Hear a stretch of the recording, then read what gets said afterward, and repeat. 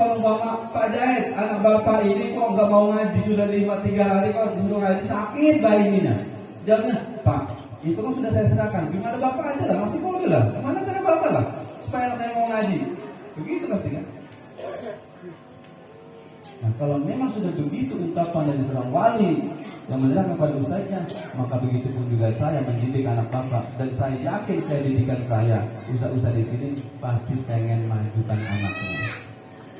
Sebelum bapak itu punya keinginan anak menjadi pintar, menjadi hebat ceramahnya, dakwahnya segala macam, ustaz itu lebih dulu dia pengen anak didiknya itu bisa dakwah, bisa ngaji. Yakin enggak?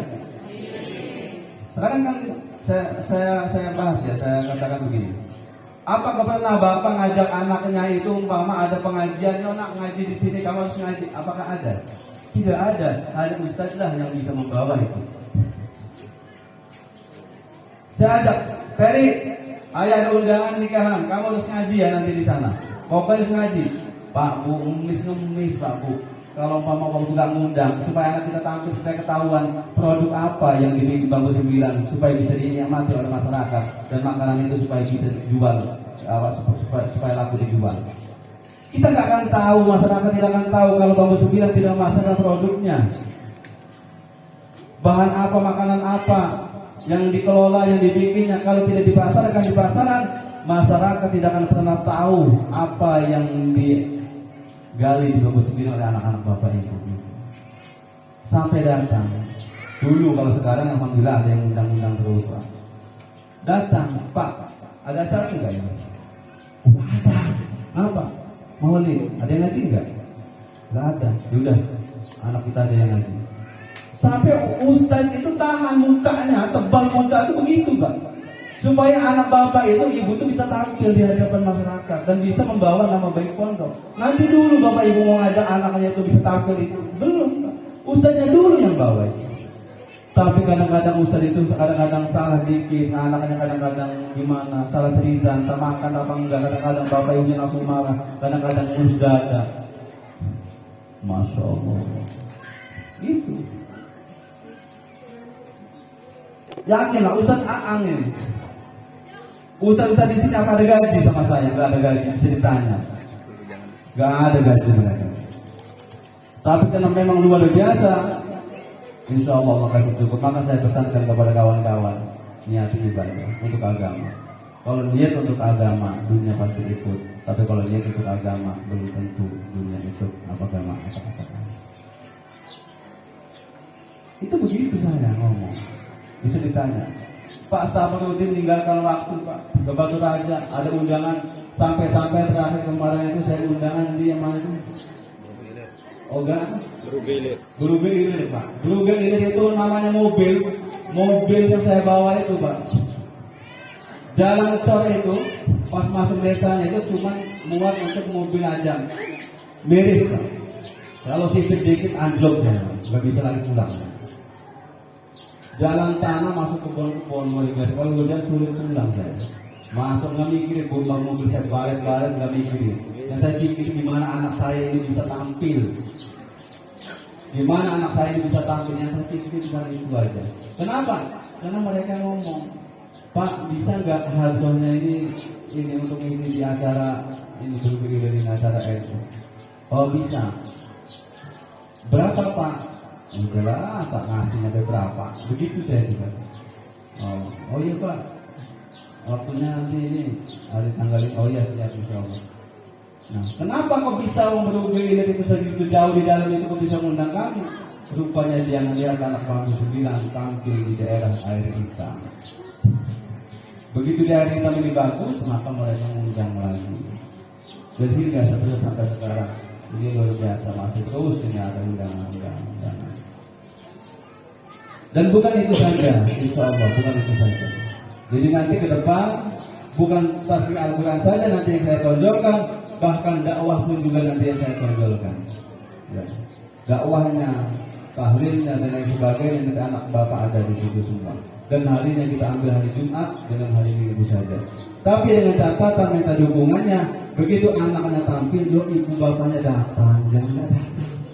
Kasihan anak sudah usaha ngapal siang malam, kadang jam berapa ngapal, au. Tiba-tiba bapak ibunya nggak datang, kecewa anak. Kecewa, sangat kecewa. Kalau bisa nyanyi, mungkin nyanyi anak itu. Iya. Kemarin saya bebaskan Pak, tidak harus kamu juz 1, kamu juz 2, kamu juz 3, kamu juz 4, kamu juz 5, kamu juz 6. Tidak, saya bebaskan. Nah, setiap Jumat harus ada 10 orang, 12 orang, paling tidak itu 10 orang. Jadi ini aja sudah daftar tunggunya sudah ada. Daftar tunggu sudah ada. Jadi saya bebaskan. Saya Pak, juz berapa? Juz 1, kamu juz 9, kamu juz 6, kamu juz 5, kamu juz 8. Oh ya, sudah, enggak apa-apa. Tapi itu nanti berputar. Ini namanya ulangan, mengulang penghafalan. Makanya kemarin itu ada acak-acakan, ada yang juz 6, ada yang juz 5, ada yang juz 4, ada yang juz 1-nya 2, ada yang juz 30. Karena kami bebaskan. Dan saya harap Bapak Ibu sekalian, ya, minta waktunya kalau anaknya tampil itu bisa akan datang, walaupun dakwah sekalipun.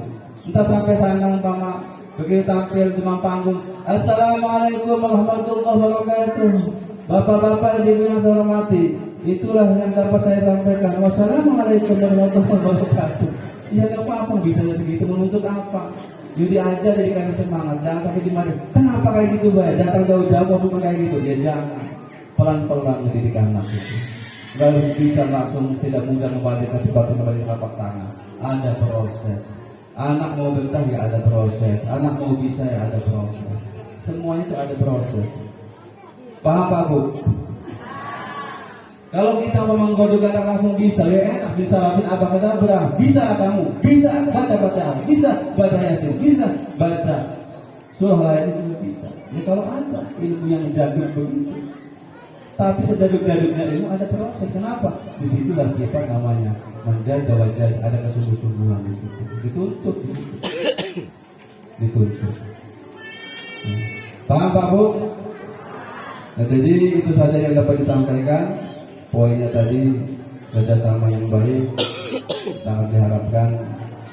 Kami bikin program, tolong ditaati, dihargai. Jangan sampai program kami ini mentah lagi dengan alasan-alasan Bapak Ibu menjemput anak dengan alasan apapun, baik ulang tahun kayak ataupun umpama nikah atau tanggal dan lain sebagainya. Kami sadar insya Allah kalau memang ada keluarganya yang nikah, kakaknya ataupun ya pokoknya insya Allah lah di situ ada kriterianya gimana caranya bisa pulang. Gak mungkin kami jahat hati sampai kewenangan anak yang gak pulang itu kalau memang itu penting.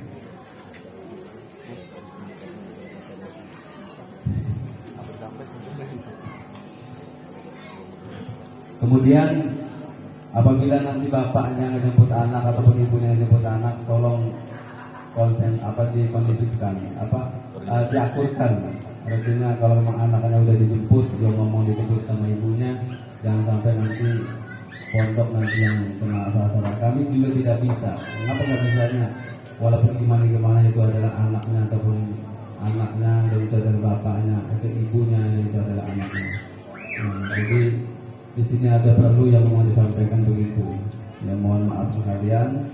Ya apabila ada kesalahan dari kami, dari pengurus Kampus 9, karena kekurangan kami, ya keterbatasan kami dalam mendidik anak Bapak Ibu, kami pribadi ya, dan segenap Ustaz dan Ustazah mohon dibukakan pintu maaf yang sebesar-besarnya. Yakinlah insya Allah apa yang saya sampaikan tadi itulah harapan saya di hadapan Bapak semuanya. Insya Allah nggak akan jauh berbeda. Makanya sebelum Bapak Ibunya anaknya bisa pindah ini dulu, bisa ini bisa itu, ustadznya itu lebih dulu, anak didiknya harus bisa begini begitu. Itu saja. Karena waktu sudah siang, terima kasih atas segala perhatian. Saya akhiri. Assalamualaikum warahmatullahi wabarakatuh. Waalaikumsalam. Terima kasih kami ucapkan kepada Ustaz Saiful Hadim selaku Mudir Mahad Pesantren Rambu 9. Selanjutnya yakni sesi pertanyaan atau sharing yang nantinya akan dipimpin oleh Pak Saprudin. Namun sebelum itu sedikit kami jelaskan kesimpulan daripada yang disampaikan oleh ayahanda tercinta tadi, yakni kegiatan kami aktif. Artinya kalau ada anak yang tidak betah di pesantren, sangat boleh jadi besar kemungkinan anak ini nggak betah dengan kegiatan yang menumpuk, kegiatan yang sangat banyak. Kalau ada santri yang nggak betah di pesantren, oleh karena kegiatan ini sedikit atau tidak maksimal, saya mau lihat anaknya, Pak. Karena ini sangat langka. Itu anak yang langka ya, udah hampir punah. Yang selanjutnya izin pulang. Izin pulang ini tadi saya kutip dari Ustaz Saiful Hadi. Yang boleh pulang itu neneknya nikah ya Ustaz ya. Neneknya nikah lagi boleh pulang. Kalau sekedar kucingnya di rumah beranak misalnya boleh pulang. Itu. Yang selanjutnya tadi yakni akhlak atau adab takzim kepada guru. Nah di sini saya punya cerita sedikit, maka demi Allah saya sampaikan. Saya saksi beberapa kali saya ikut Ustadz ini pergi ke Jawa, Bapak Ibu, perlu diketahui. Ikut ke Jawa, nengok anak Ustadz Saiful yang paling tua itu di pondokan di Jawa. Jadi sistem Jawa ini kita ngomong sistem dalam perihal adab dan akhlak. Ustaz Saiful nggak mau nemuin anaknya tanpa atau sebelum bertemu dengan kiainya dulu. Bayangkan, datang jauh-jauh dari Palembang, kita Sumatera, jauh-jauh datang ke tanah Jawa, belum mau nemuin anaknya sebelum bertemu dengan kiainya dulu. Itu. Nah, artinya hal yang sedemikian patut kita contoh, Bapak Ibu. Mungkin kesalahan kami selama ini belum pernah mengingatkan kesalahan kami, dan juga mungkin sebagian dari kita belum tahu masalah adab kepada guru atau pemimpin daripada pondok pesantren tersebut. Itu.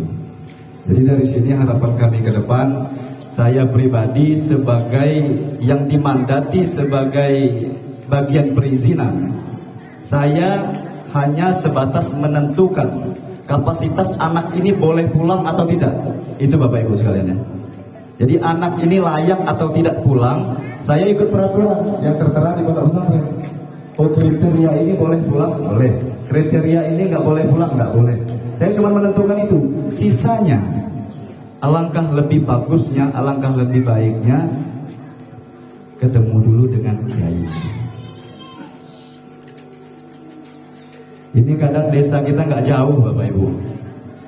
Taruhlah yang paling jauh itu ada dari Rantau Sialang lah. Ada juga yang dari Batu Raja, sebagian dari Hulu Ogan. Itu kan jarak tempuhnya bisa kita tempuh dalam sehari, bahkan bisa PP sehari. Artinya ketika kiai nggak ada atau lagi sibuk, lagi sholat, lagi ngajar ngaji, alangkah lebih baiknya kita ajarkan kepada anak, minta kerjasamanya, minta dukungannya. Kami mengajarkan akhlak kepada anak ini siang malam. Ibu bapak hanya sekali saja ketika menengok izin pulang, tolong nak pamit dulu dengan kiainya. Wabil khusus kepada Ustaz Saiful Hadi. Ini dari saya pribadi, Pak. Itu. Artinya kita indahkanlah dalam pendidikan, menempuh pembelajaran di Pondok Pesantren Bambu 9 ini. Itu harapan kami, dan saya kira Bapak Ibu semua sepakat. Sepakat nggak, Pak? Sepakat nggak, Bu? Nah, kesalahan kami tadi belum memberitahu. Nah itu. Nah ini sudah diberitahu. Kalau ibu bapak sudah sepakat tapi tidak dijalankan, itu bukan salah kami lagi. Itu sudah kesalahan Bapak Ibu sekalian. Nah, itu mengajarkan takzim kepada guru, cium tangan kiai dulu baru pulang. Itu Bapak Ibu ya, mohon maaf. Nah, langsung ke acara inti, yakni tanya jawab atau sesi tanya jawab.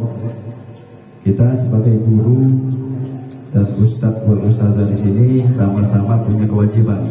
Kewajiban kami mendidik siang dan malam. Kewajiban ibu tadi sudah diberitahu oleh Ustaz Saiful Hadi. Namun sebelum ke acara inti, pemberitahuan kepada seluruh wali santri, bapak-bapak maupun ibu-ibu, Pondok Pesantren Bambu 9 sedang keadaan berduka. Salah satu santri Pondok Pesantren Bambu 9 atas nama Rifat dari Madrasah Ibtidaiyah mondok di sini 6 hari yang lalu meninggal dunia, Pak. Dari sedikit saya sampaikan kronologisnya, ananda kita itu meninggalnya di rumah dalam keadaan sakit. Masalah sakitnya wallahu a'lam, karena itu urusan dari pihak kesehatan. Tempat tinggal di SP 4 ya, SP 4 kemarin. Nah, jadi buat ananda kita Rifat, sama-sama nanti kita bacakan Al-Fatihah yang langsung tadi dipimpin oleh kiainya. Semoga kita semua di sini dalam keadaan sehat walafiat. Jalan-jalan ke Lahat. Ini pantun dikit biar jangan kaku nih ya. Jalan-jalan ke Lahat, ketemu dengan Ustadz Gufron. Semoga Bapak Ibu sehat, dijauhkan dari Omikron. Kepada Pak Sabrudin kami persilakan.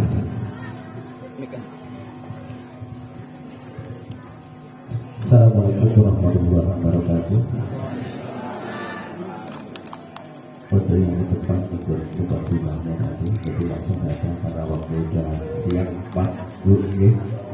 Jadi ini saya hanya menampung kalau mungkin ada usulan ataupun masukan daripada para wali santri tentunya setelah apa yang dipaparkan dan disampaikan oleh beliau Bapak Yai.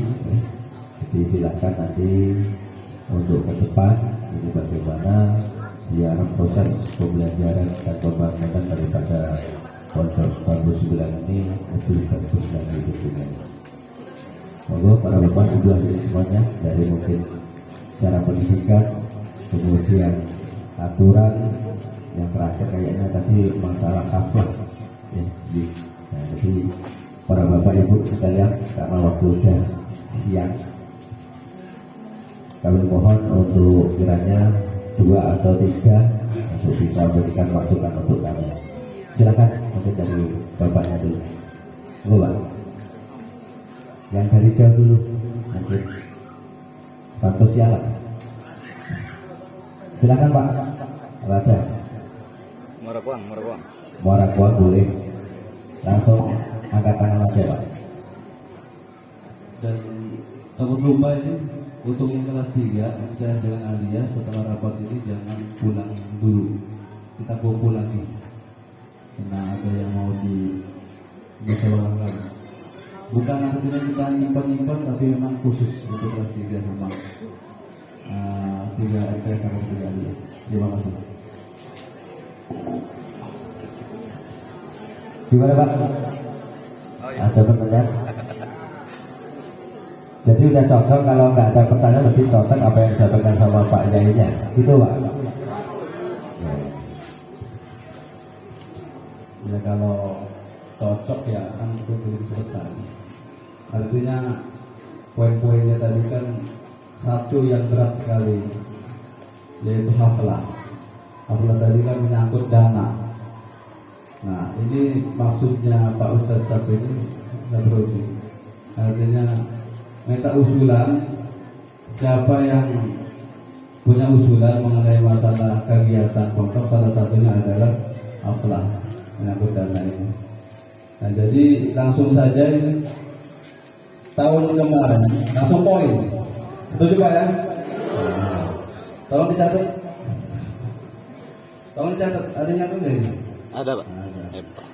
Tahun kemarin kelas 1, kelas 2 membantu kelas 3 itu kayaknya kalau nggak salah itu 500 ya?